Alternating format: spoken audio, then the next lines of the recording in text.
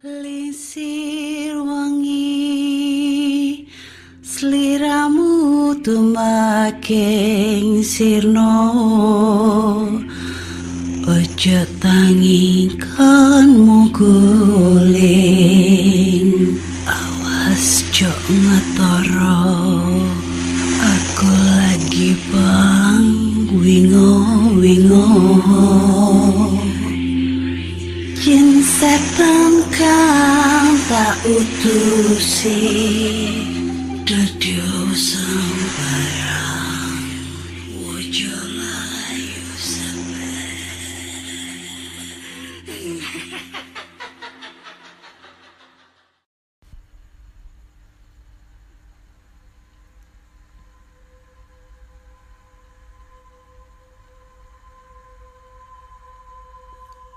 Assalamualaikum warahmatullahi wabarakatuh. Selamat datang di podcast kisah horor.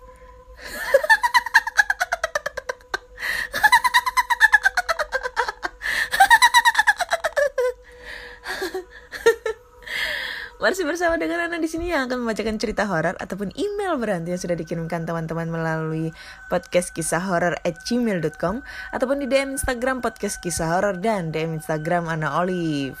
Ketemu lagi dengan aku di episode 72. Udah gak kerasa ya, udah 72 episode udah aku bacain, udah ratusan cerita juga yang udah aku bacain, gila lah. Dan kalian masih setia dengan podcast aku. Thank you banget. Lupi. Aduh, aku gak bisa ngebayangin ya sampai sejauh ini aku bisa nemenin kalian, ngebacain cerita-cerita dari kalian. Minta maaf banget kalau mungkin selama episode pertama sampai episode yang sekarang 72 itu masih ada kekurangannya. Ya mungkin aku pasti bakal memperbaiki lagi, jauh lebih baik lagi biar kalian tuh puas untuk mendengarinya. Dan teman-teman yang udah ngirim ceritanya itu juga puas untuk cara penyampaian pembacaannya itu kayak gimana, ya kan? Oh ya, aku mau ngasih tahu nih sebelumnya. Jadi podcast kisah horor sekarang sudah membuka open donasi untuk saudara-saudara kita yang sedang mengalami bencana yang ada di Sumedang, Kalimantan, serta di Sulawesi melalui kitabisa.com. Nah, dengan kitabisa.com kalian bisa langsung aja berdonasi, terserah kalian. Kita tidak pernah mematok harga. Biasanya sih kalau dari GoPay ataupun dari Dana atau mungkin dari Shopee Paylater itu minimal 1.000 kalian udah bisa berdonasi gitu ya. Ya, dengan 1.000 rupiah itu bisa membuat saudara-saudara kita yang sedang mengalami musibah itu bisa tersenyum lebar. Dan mungkin bisa bahagia ya, karena kita semua itu merasakan bersama gimana perjuangannya mereka menghadapi cobaan ini. Dan donasi juga tidak berupa dana juga, maksudnya uang, bisa juga via sembako ataupun barang-barang yang mungkin sudah tidak dipakai. Kalian bisa aja nyumbangin. Mungkin yang lokasinya area Surabaya, Sidoarjo, Gresik, bisa lah nanti hubungi DM ya, biar nanti bisa aku ambil langsung ke lokasi, biar kalian tuh gak repot-repot banget untuk nganterin ke tempat aku gitu. Bisa kalian langsung kabarin aja via DM, nanti kita kirim alamat, kamu kirim alamat, nanti aku samperin begitu. Terus podcast kisah horor sekarang udah ada link tree-nya ya. Jadi untuk kalian yang pengen cerita-cerita bisa melalui Google Form, gak harus kirim-kirim email lagi. Mungkin lagi males ketik-ketik email, kalian bisa langsung aja kirim ke Google Form. Jadi di bio itu ada link tree, kalian tinggal pencet aja tuh link tree. Di situ tersedia linknya ke Spotify, link ke YouTube, dan link untuk kirim cerita melalui Google Form. Jadi nggak bakalan repot-repot lagi yang nanyain channel YouTube aku itu apaan, karena banyak banget yang masih nanya, Kak, channel YouTube-nya apa namanya, padahal kalau udah diketik Ana Olive itu aja udah keluar channel YouTube aku gitu. Tapi sekarang udah ganti namanya podcast kisah horor sih. Jadi buat kalian yang masih nyari-nyari channel YouTube aku, bisa langsung aja cek di link tree aku di bio. Nanti di situ udah ada link yang tersedia masing-masing, tinggal klik aja muncul deh. Oke, kita langsung bacakan ya cerita-cerita dari teman horor semua. Yang pertama datang dari email. Nah, dan ini datangnya dari Not Arrive lagi ya. Aku lupa nih, dia sebelumnya kirim cerita masalah apa ya. Ini cerita keduanya kalau nggak salah ya. Kita langsung bacakan ceritanya. Ntar dulu, backsongnya kegedean nggak ya backsongnya? Oh nggak pas. Oke. Assalamualaikum Kak Ana. Waalaikumsalam. Sedikit mau cerita tentang kisah seram yang pernah aku alamin sama temanku yang namanya Jabes. Ntar dulu, ini dia pernah ngirim ya kayaknya. Seingatku sih dia ngomongnya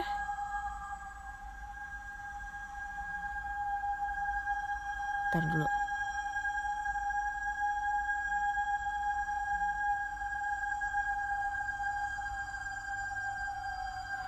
Ntar dulu ya, kayaknya ini dia tuh udah pernah ngirim cerita untuk masalah yang bersama Jabes ini atau gimana ya, aku lupa. Ya udahlah, baca aja ya, kali aja ceritanya beda. Oke, lanjut ya. Sedikit mau cerita tentang kisah seram yang pernah gue alamin sama teman gue yang namanya Jabes. Sebenarnya pengalaman ini udah lumayan lama sih. Kejadian ini gue alamin 2 malam berturut-turut. Pada waktu itu gue sama teman-teman gue lagi pada begadang gitu di warung tempat gue nongkrong. Ya bisa dibilang base camp gitulah. Soalnya anak-anak sering pada nginep di situ juga. Tapi ini pertama kalinya gue alamin sejak sekian lama sering nginep di situ. Pada suatu malam gue dan teman-teman gue nginep di situ. Semua berawal dengan seru, anak-anak pada ketawa-ketawa selayaknya orang nongkrong. Kemudian sekitar jam 11 malam, tiba-tiba padam listrik dan teman-teman gue mendadak diem karena bingung mau ngapain. Kalau padam listrik dan mereka semua pun memilih untuk tidur. Di situ tinggal gue sama teman gue Jabes yang belum tidur. Gue masih asik aja gitaran sambil nyanyi-nyanyi, padahal itu udah jam 2-an. Lalu sekilas gue mencium bau sate yang nanti hilang nanti ada. Gue pikir cuma gue aja kali yang nyium bau itu. Ternyata si Jabes juga sama nyium juga. Bau sate itu yang berasal dari arah pohon bambu yang berada di depan rumah warung tongkrongan gua itu. Jabes berkata, "Lu nyium bau sate nggak?" Gua jawab, "Iya nih Bes, dari tadi malah gua nyiumnya." Dan mitos di tempat gua itu kalau bau sate ada setan konde. Gua juga nggak tahu wujudnya kayak gimana. Tapi kalau kata orang-orang di tempat gua itu setannya lumayan jahil. Dan seketika gua sama Jabes langsung bergegas nyempil di tengah teman-teman gua yang lagi pada tidur. Kemudian di malam keduanya gua masih sama Jabes. Gua sama Jabes emang hobi mancing. Waktu itu gua mau pulang abis mancing sama dia di Setu yang gak terlalu jauh dari rumah. Jalanlah gua berdua sama dia sekitar jam 12 malam dan ngelewatin rumah warung tongkrongan gua itu. Ternyata warung itu sepi anak-anak, gak ada yang nongkrong. Dan warung itu memiliki halaman yang luas dan dipagari pohon teh-tehan gitu yang tingginya seketiak orang dewasa gitu. Gue sama Jabes ngelewatin jalan setapak itu yang ada di belakang rumah warung itu. Belum ngelewatin rumah warung itu, gue sama Jabes berhenti sejenak. Jabes sih awalnya yang lihat duluan. Dia langsung narik gue yang lagi jalan sambil ngomong pelan. "Woi, berhenti." Gue langsung berhenti sambil gue tanya, "Ngapa lu?" Lalu dia ngejawab, "Ada cewek ono." Gue jawab, "Mana tai?" Lalu dia menjawab, "Sini apa lu jongkok? Ntar dia ngeliat lu." Gue seketika langsung jongkok dan yang gue lihat bener ada perempuan pakai baju kuning di balik pohon teh-tehan itu yang rambutnya lumayan panjang. Tapi yang kelihatan dari bahu sampai kepala saja. Soalnya ketutup pohon teh itu. Perempuan itu berdiri di bawah sinar lampu jalan kampung itu. Dan beberapa detik dia jalan mengikuti jalan itu. Tapi yang gue lihat gak kayak orang jalan biasanya. Dia jalan kayak naik skateboard gitu. Kayak ngegeser gitu, bukan jalan. Lalu Jabes bergegas ngajak gua muter sambil bilang, "Buruk kita muter. Kita pastiin itu cewek beneran apa bukan. Kalau kita intip di sono, dia lewat berarti cewek beneran." Langsung kan gue jalan cepat ngikutin apa kata si Jabes. Nunggu cewek itu di ujung jalan sambil nyumput. Sesampai di sana gue langsung tunggu dan nyumput. Ya lumayan lama, ada 15 menitan lah. Padahal ujung jalan itu gak terlalu jauh dari tempat cewek itu berdiri. Gue langsung nanya ke Jabes, "Bes, ini cewek gak lewat-lewat ya?" Lalu Jabes ngejawab, "Iya ya, apa kita samperin ke sana?" Padahal di situ nggak ada akses jalan lain selain jalan itu. Dan ada juga jalan kecil yang lewatin pohon jambu itu. Tapi mana mungkin cewek jam 12 malaman berani jalan sendiri lewat tengah pohon jambu. Dan selang beberapa menit, gua sama Jabes memutuskan buat ngecek lagi ke sana. Tapi lewat jalan yang dilalui cewek itu. Sepanjang jalan gue gak lihat cewek itu dan setelah sampai di sana, sepi. Cuma terdengar suara burung hantu dari arah pohon bambu. Seketika gue sama Jabes terkejut dan gak ngomong apa-apa lagi. Gue langsung jalan sama dia, jalan, dan lama-lama lari. Dan pas pertama gue mulai lari sama Jabes, sialnya gue diketawain sama suara kuntilanak dari arah pohon bambu itu. Gue baru menyadari ternyata itu kuntilanak. Sekian, itu cerita real gue yang pernah gue alamin semasa nganggur lulus SMK. Terima kasih. Oke, thank you Not Ref buat ceritanya. Tapi kayaknya ini udah pernah aku bacain ya. Ntar dulu, kapan ya? Not Ref.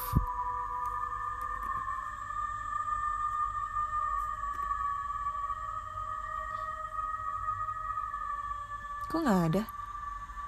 Ini kayaknya udah pernah aku bacain, tapi aku lupa kapan. Soalnya udah terlalu banyak banget nih ceritanya. Iya, ini loh. Oh, kamu ini ngirim 2 kali. Kebaca lagi dong. Yang pertama itu Desember lu ngirim. Nggak baca nggak dengerin ceritanya ya. Ya, tapi nggak apa deh. Kebaca double. Oke deh. Ini udah pernah aku bacain, tapi ya nggak apa-apa lah. Udah tuntas juga aku ngebacainnya. Jadi aku mungkin nambah jadi 4 cerita ya. So kita baca untuk cerita berikutnya. Cerita berikutnya dari Dema Danu Channel. Oke. Assalamualaikum warahmatullahi wabarakatuh. Waalaikumsalam warahmatullahi wabarakatuh. Halo Kak Ana. Selamat malam podcast kisah horor. Selamat malam pendengar podcast kisah horor. Terima kasih Kak, kemarin sudah dibacakan ceritanya. Kali ini aku mau bercerita lagi tentang kisah horor yang pernah aku alami. Kejadian ini pada waktu aku masih duduk di bangku sekolah dasar. Ceritanya begini. Pada hari Sabtu malam, sehabis sholat maghrib, aku dan temen aku akan pergi tadarus di rumah temen aku yang rumahnya di perumahan dinas pegawai PLTA. Dan kami berangkat berdua jalan kaki. Karena kontur jalan yang menanjak, kita memutuskan tidak membawa sepeda. Karena rumah teman yang kami tuju berseberangan dengan kampung aku. Jadi agak lumayan jauh kalau jalan kaki. Pada waktu itu malam ini gak seperti biasanya, begitu sepi. Padahal habis maghrib, pada saat aku sedang asik bercanda sama teman aku, kita melewati pos ronda yang tak ada penerangan yang terletak di samping pertigaan. Tiba-tiba ada sesosok bapak-bapak muncul dari dalam pos.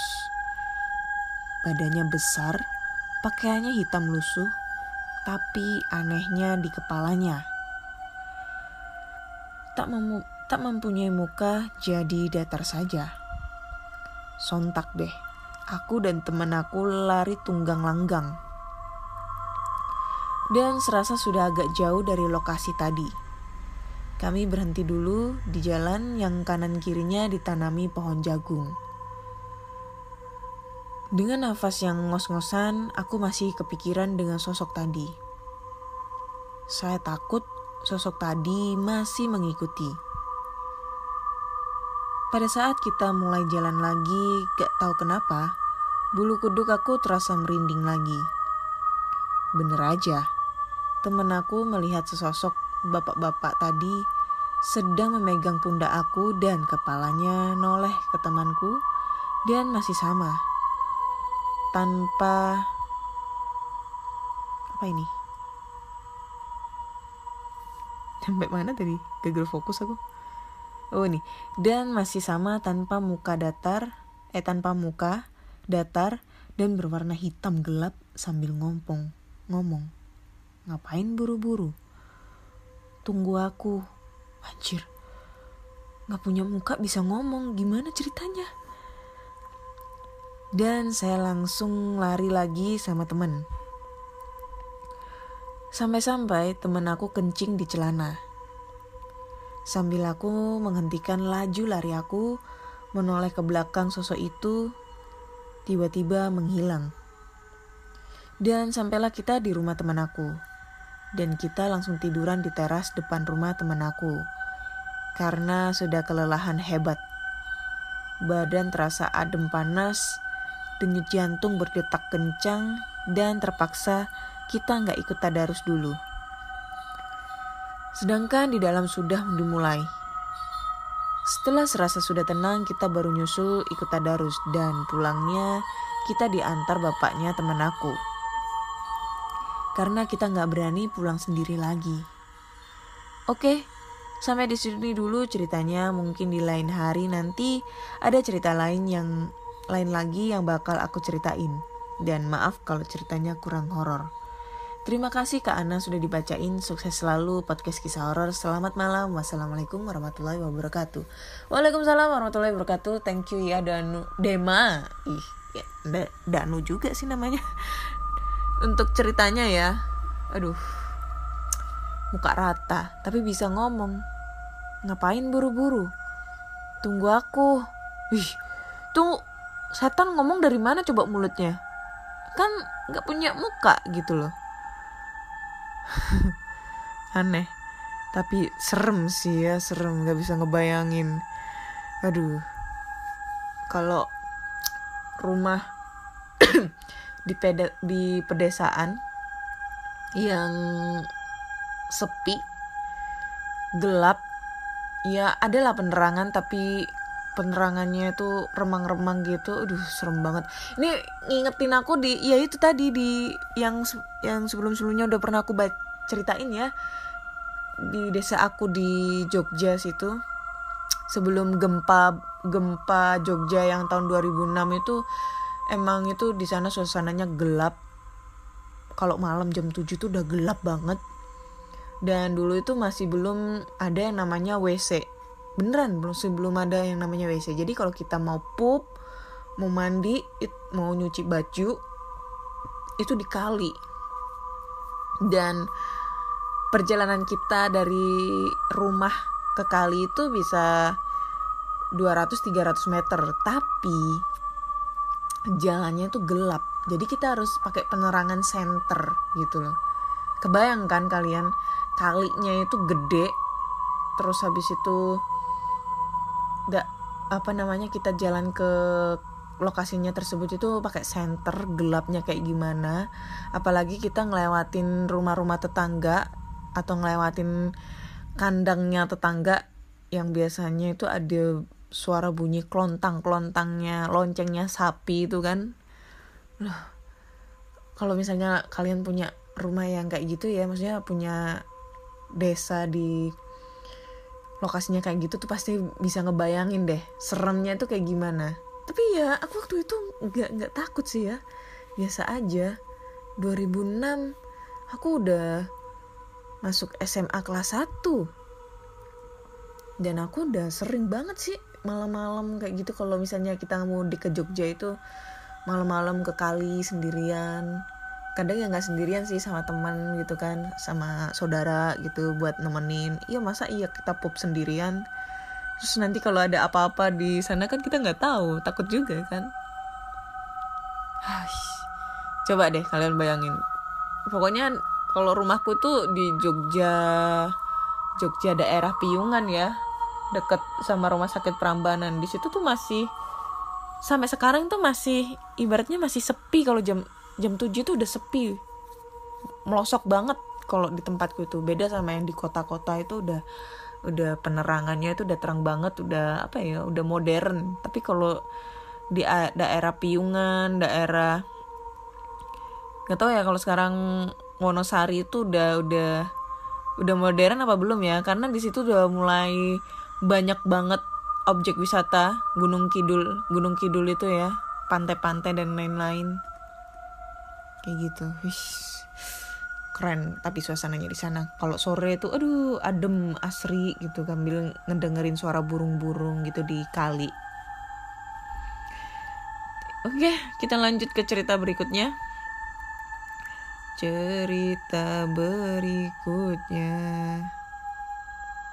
Ntar dulu, agak lemot.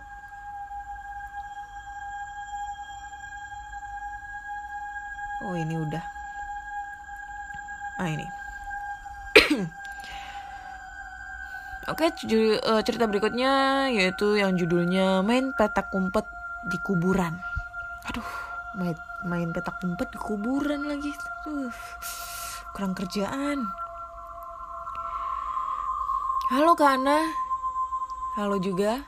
Nama saya Dodi Ramadan. Ini kisah pengalaman saya. Nggak pakai basa-basi lagi ya, langsung ke TKP. Ya, kita kan nggak ke TKP, kita kan cerita. Waktu saya kelas 6 SD, saya suka beli buku-buku kecil yang menceritakan tentang hantu-hantu. Dulu harganya 500 perak. Waktu saya lagi asik baca komik kecil itu, saya sama teman-teman saya berlima mempunyai rencana iseng main petak umpet di kuburan jam 9 malam. Dulu saya anak kota yang mau jadi anak kampung. Akhirnya saya sama teman-teman saya pulang dan mempersiapkan diri buat main petak umpet. Saat malam tiba, saya sama teman saya kumpul di depan rumah saya. Nah, saat itu teman saya juga ada yang bawa bawang, cabai, dan merica. Dan lucunya lagi, teman saya yang gemuk bawa keripik 3 bungkus. Katanya sih biar gak lapar kalau lagi main petak umpet. Setelah siap, kami semua langsung jalan ke kuburan.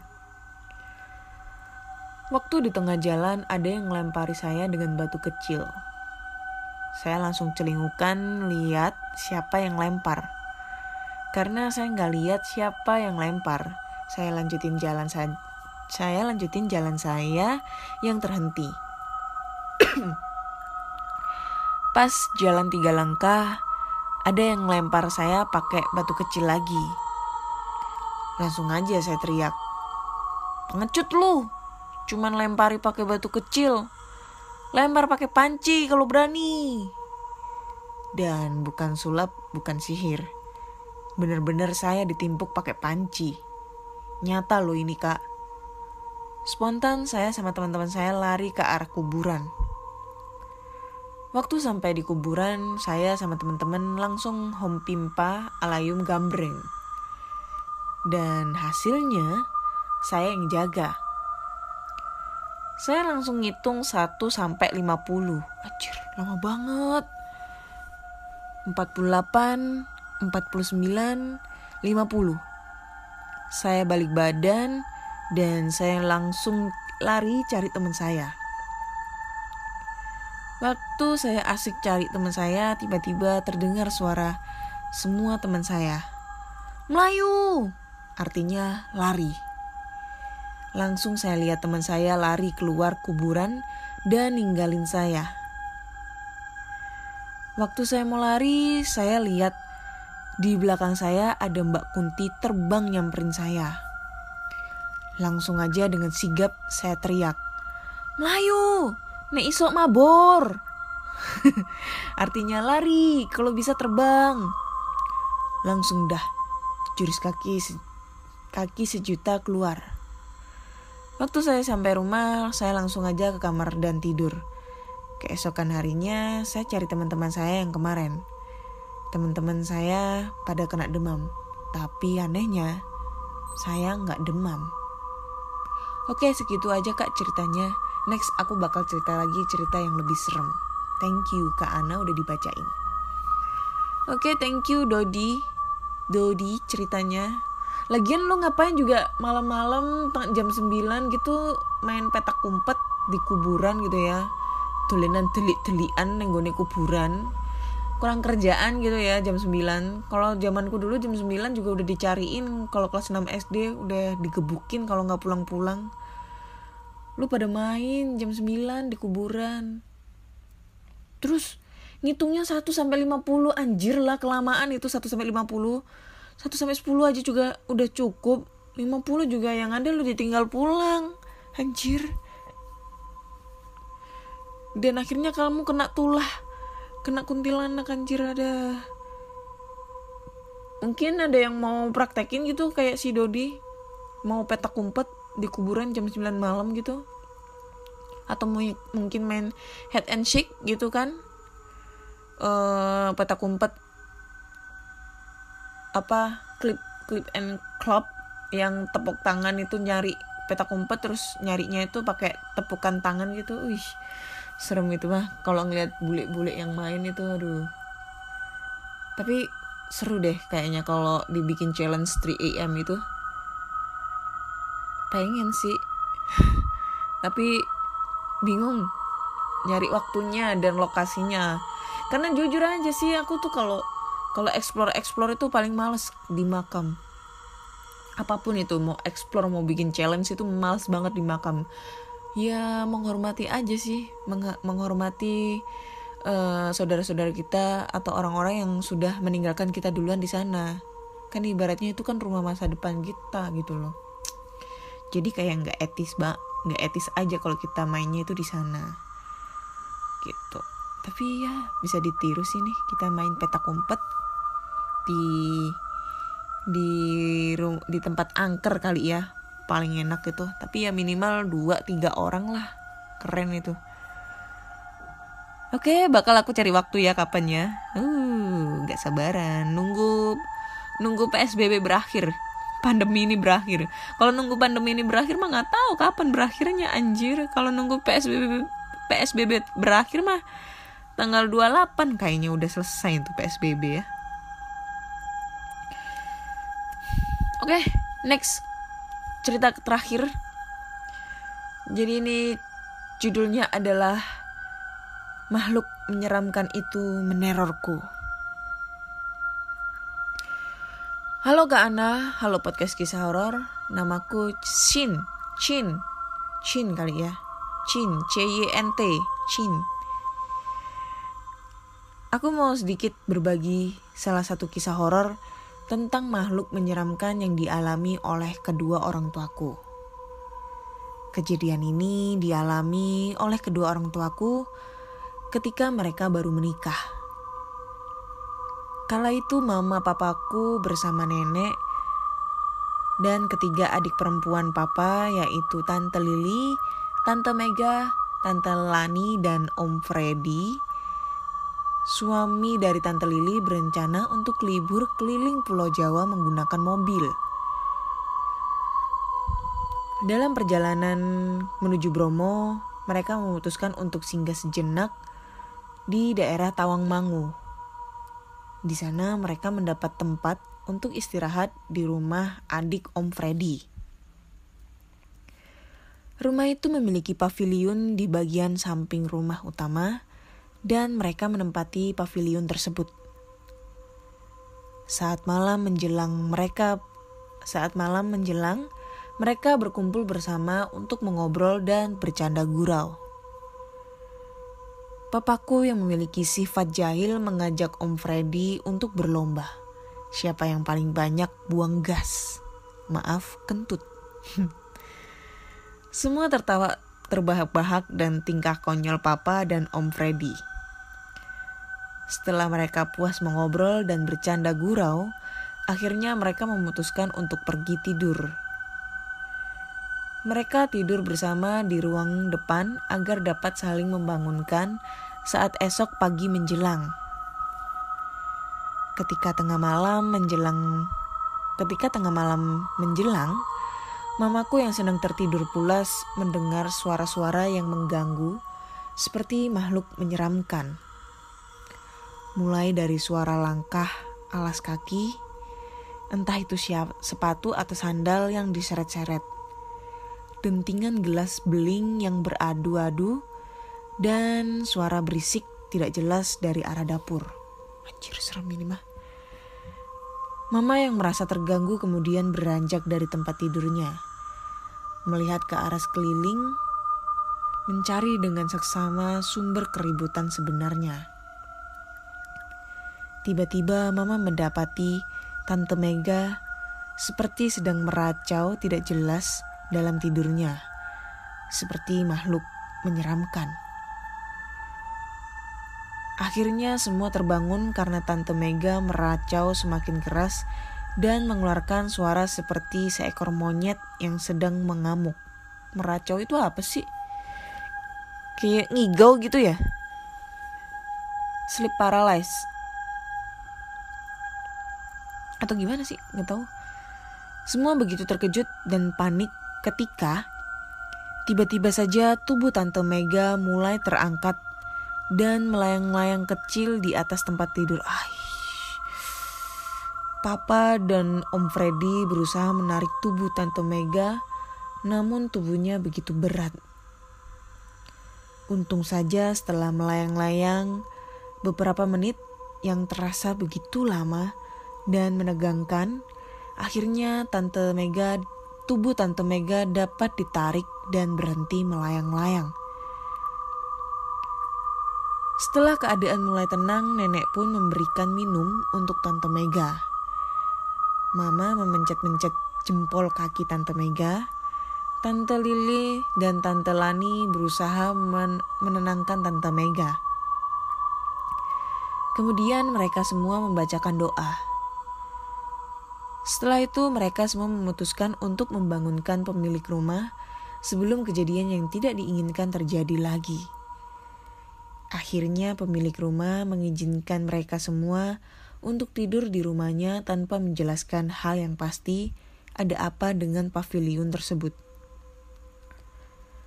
Setelah pindah tidur ke rumah utama, mereka masih mendengar suara-suara aneh dan mengganggu. Bayangan-bayangan hitam yang berkelebatan berusaha mengundang perhatian. Tapi mereka berusaha untuk tenang dan tidak menggubris. Namun suara itu terus mengganggu, membuat tidur mereka sangat gelisah. Dan untung saja semua kejadian tak menyenangkan itu berhenti saat subuh tiba.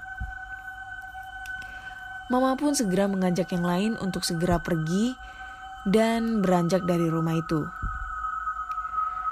Sebelum pergi, Mama sempat mengintip ke arah belakang rumah dan Mama melihat pohon beringin besar yang dikelilingi banyak sesajen di bagian bawah pohon. Dalam hati Mama berbicara, sepertinya kami sudah membuat penunggu di sini marah. Untung saja tidak ada wujud dari dunia lain yang benar-benar menampakkan diri. Dan untuk para pendengar podcast kisah horor, berhati-hatilah ketika datang mengunjungi daerah yang masih asing atau kemanapun kalian pergi.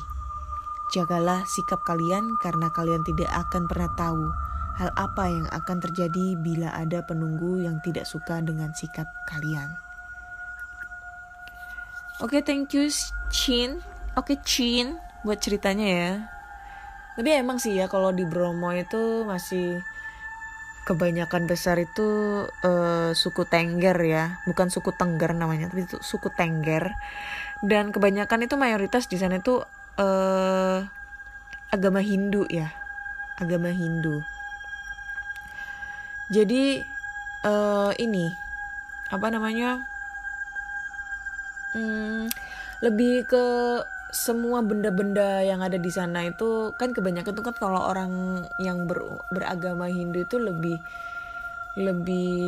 apa ya, mendoakan semua benda-benda yang ada di sana, atau mungkin termasuk pohon-pohon yang dianut mungkin itu mempunyai penunggu di sana gitu. Maksudnya penunggu itu kayak seperti dewa atau apa gitu ya. Gitu kan biasanya tuh kalau kalian tahu ya di Bali ataupun dimanapun biasanya pohon itu ada yang sarung kotak-kotak. Nah itu kalau sarung kotak-kotak kalau nggak salah itu ya sebagai pagar gitu deh atau gimana aku lupa gitu ya. Jadi kalau dulu sih temen aku yang asli Bali itu ya, yang dia orang Hindu, kebanyakan kan temen aku kan orang Hindu, jadi dia tuh cerita jadi setiap benda-benda yang ada di sana yang menurutnya itu keramat atau mungkin menurutnya itu ada penunggunya, pasti diberikan sesajen di bawahnya seperti kayak kembang, terus dupa atau lain-lain, tapi bukan berarti untuk menyembah mereka, melainkan untuk menghormati atau menjaga supaya penunggunya itu tidak mengganggu sekitarnya gitu. Kayak gitu sih katanya ya. Kayak contoh pager besi, ada upacara pager besi. Nah, pager besi itu biasanya itu bagi umat Hindu itu setiap kendaraannya, entah itu bermotor, bermobil, sepeda, itu selalu diupacarain setiap tahun supaya pengendara yang mengendarai kendaraan tersebut selalu dalam lindungan Sang Hyang Widi dan tidak terjadi suatu bencana gitu loh yang mengakibatkan suatu bencana untuk mencelakakan diri sendiri pada saat berkendara. Katanya sih begitu ya. Aku nggak tahu. Ini sih cerita dari teman aku yang emang beragama Hindu ya. Mungkin teman-teman yang menganut agama Hindu mungkin bisa dibenarkan sedikit gitu. Aku nggak tahu. Tapi seperti itulah. Dan aku tuh emang dari dulu tuh suka banget buat belajar. Bukan ini ya. Bukan untuk tertarik untuk memeluk agama Hindu, bukan. Tapi untuk belajar sejarahnya, kayak Ratu Arang kayak gitu-gitu, sejarahnya, pokoknya sejarahnya itu aku seneng banget. Kayak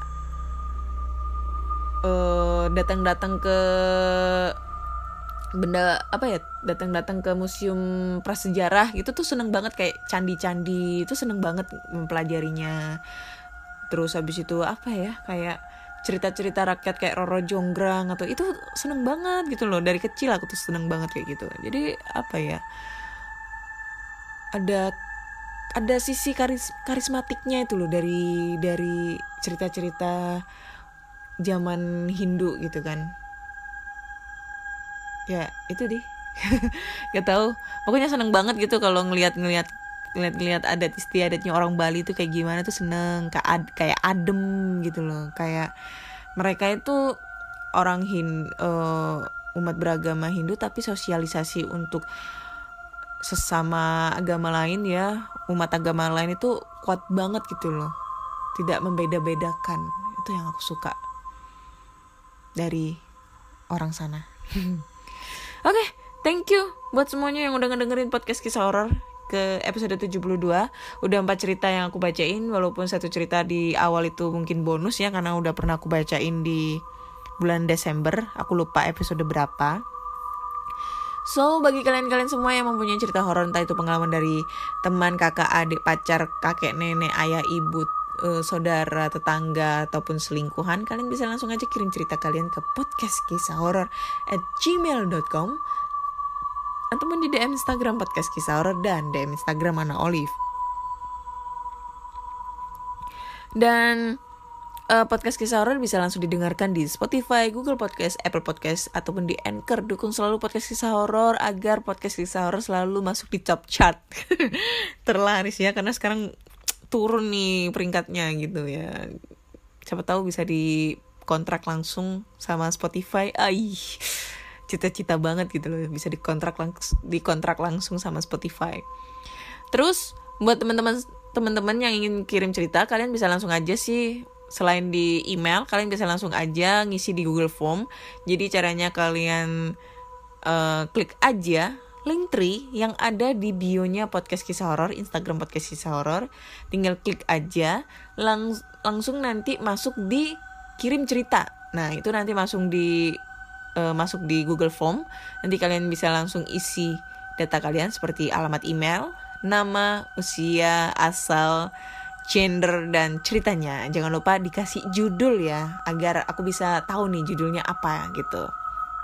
Dan di situ juga tersedia link untuk masuk di Spotify, link untuk masuk di YouTube. Jadi kan banyak banget nih, tadi aku seperti yang di awal opening aku tadi bilang, banyak banget yang masih nanyain channel YouTube aku tuh apaan. Nah, di situ ada linknya, tinggal kalian klik aja, nanti langsung masuk di akun channel YouTube aku. Bukan akun, maksudnya di channel YouTube aku gitu ya. Jangan lupa subscribe, like, comment, dan share. Walaupun aku sekarang udah jarang banget untuk upload cerita terbaru, jadi masih agak malas gitu, masih cinta sama Spotify gitu.